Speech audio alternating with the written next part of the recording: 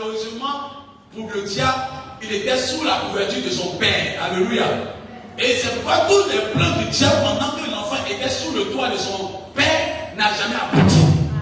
Le jour où l'enfant a décidé d'être libéré de la couverture spirituelle, il s'est mis en danger sans s'en rendre compte.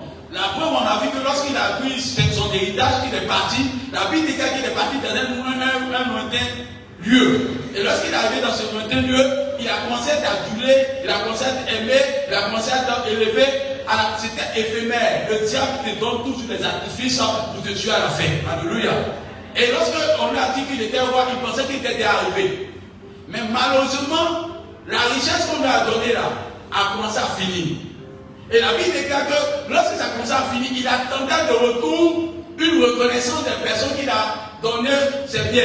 On dit personne ne peut venir en aide vers l'enfant. Et il était obligé de chercher du travail. Alléluia.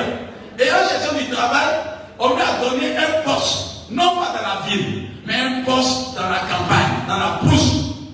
Le fils est né où ça? Il n'est pas. Je voulais comprendre la pensée de Dieu. Le fils est né, c'est tout ça. Lui, quand il a commencé à désobéir, il était en ville, mais il était retrouvé où ça? Dans les champs. Mais le fils aîné était dans les champs en tant que contremaître, en tant que superviseur, en tant que quelqu'un qui veillait à la réussite du patrimoine de la famille.